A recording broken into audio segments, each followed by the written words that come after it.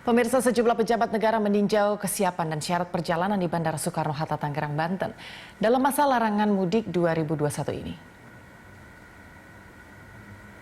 Menteri Perhubungan Budi Karya Sumadi, Ketua DPR Puan Maharani, Kepala BNPB Doni Munardo, Menteri Kesehatan Budi Gunadi Sadikin, Kapolri Jenderal Listio Sigit Prabowo, dan Panglima TNI Marsikal Hadi Cahyanto mengecek langsung Bandara Soekarno-Hatta, Tangerang, Banten. Sejumlah pengecekan dilakukan termasuk pengecekan kesiapan bandara menghadapi arus mudik dan arus balik, termasuk persyaratan perjalanan pada masa larangan mudik.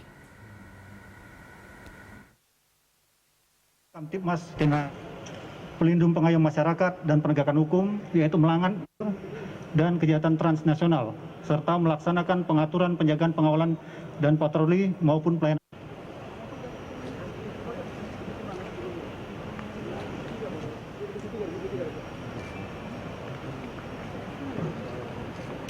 di mana bulan Maret tanggal.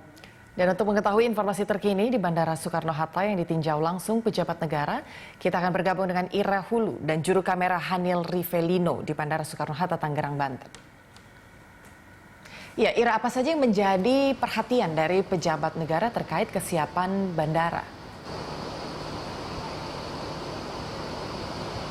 Ya, Anggi dan juga pemirsa, sesuai tadi apa yang sudah Anggi katakan bahwa ada sejumlah pejabat negara yang datang ke Bandara Internasional Soekarno-Hatta untuk bisa langsung memastikan seperti apa peniadaan mudik dan sejumlah aturan yang diterapkan di Bandara Internasional Soekarno-Hatta tempat kami melaporkan saat ini.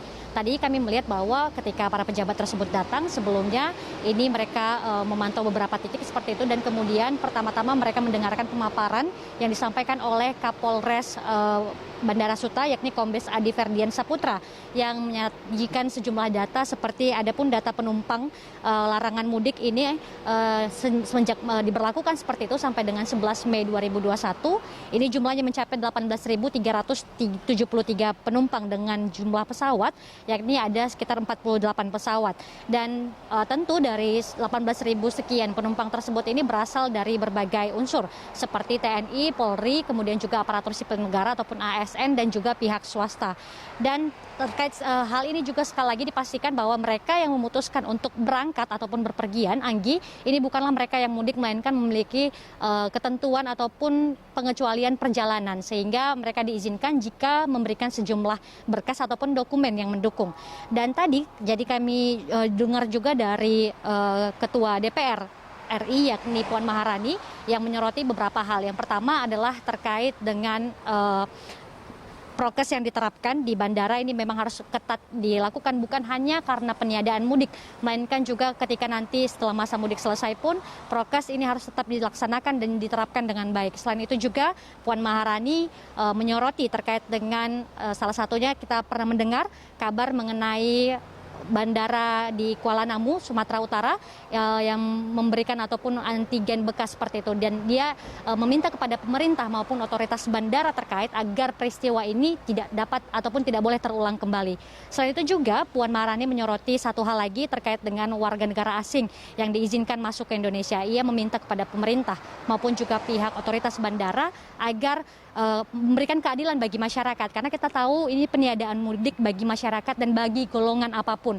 Sementara kita pernah juga mendengar bahwa ada sejumlah WNA yang masuk ke Indonesia yang kita tahu juga jumlah kasus COVID di negara tersebut ini cukup banyak seperti itu.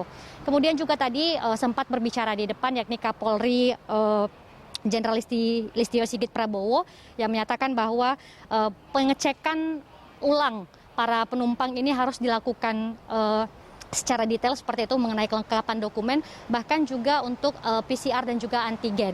Selain itu juga Kapolri menyoroti terkait dengan karantina bagi warga negara asing yang tiba di Indonesia dan juga dari beberapa negara seperti dari India, kemudian Pakistan dan juga Filipina. Ini harus benar-benar dijalankan dengan masa karantina yakni lebih dari 2 minggu.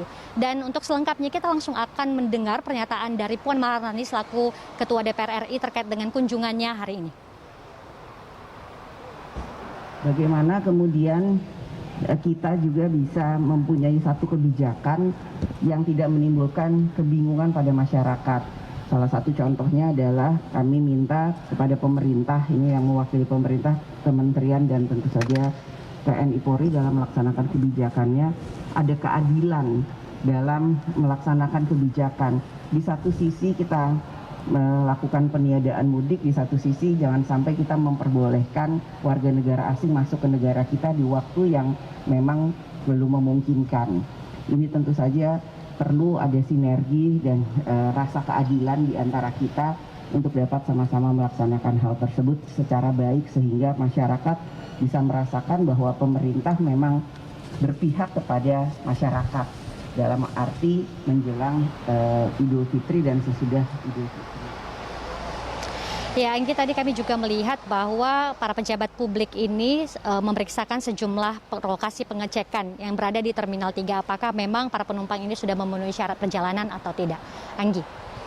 Ira, kemudian bagaimana terkait persyaratan penumpang yang saat ini juga menjadi poin yang penting terkait dalam masa larangan mudik saat ini, Ira?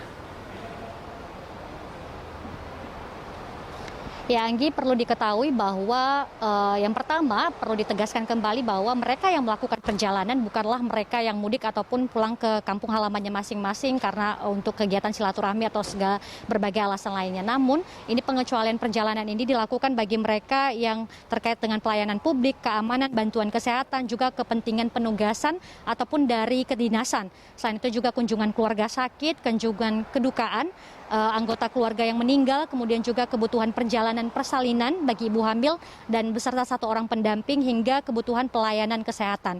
Tadi kami melihat bahwa ada pun sejumlah persyaratan yang harus dipatuhi oleh mereka yang menjadi penumpang dalam perjalanan pengecualian ini adalah yang pertama mereka harus menunjukkan surat antigen dan juga PCR atau PCR seperti itu dengan kurun waktu 1 kali 24 jam. Kemudian juga yang kedua mereka mengisi Electronic Health Alert Card ataupun EHC, kemudian dan juga aplikasi Hore. Dan selain itu juga kami melihat bahwa pihak dari kantor kesehatan pelabuhan di KKP di tempat ini juga sudah mendirikan posko-posko seperti itu. Jadi ketika satu dokumen diperiksa, kemudian para penumpang ini juga diwajibkan untuk menunjukkan surat-surat pendukung atas kondisi-kondisi yang tadi sudah saya sebutkan. Selain itu juga Anggi dan juga pemirsa, untuk hari ini ada pun rencana penerbangan pada tanggal 12 Mei 2021, sedikit kami mengulas terkait dengan data. Ada pun domestik keberangkatan yang ini jumlah 39 penerbangan dengan jumlah penumpang 3.474, sementara untuk kedatangan yakni 37 penerbangan dengan jumlah penumpang 2.184 penumpang.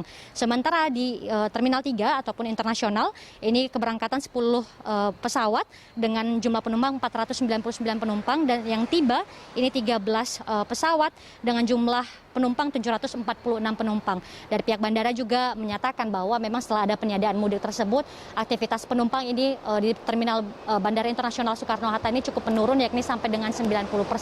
Namun kita memang melihat bahwa kebijakan ini dibuat agar masyarakat terlindungi ataupun memutuskan mata rantai penyebaran COVID-19 dan harapannya dimanapun masyarakat termasuk ketika berada di bandara ini tetap menerapkan protokol kesehatan. Demikian Anggi. Terima kasih Ira Hulu untuk informasinya, selamat bertugas kembali. Itu tadi pemirsa informasi dari rekan kami Ira Hulu dan juru kamera Haniel Rivelino di Bandara Soekarno-Hatta, Tangerang, Banten.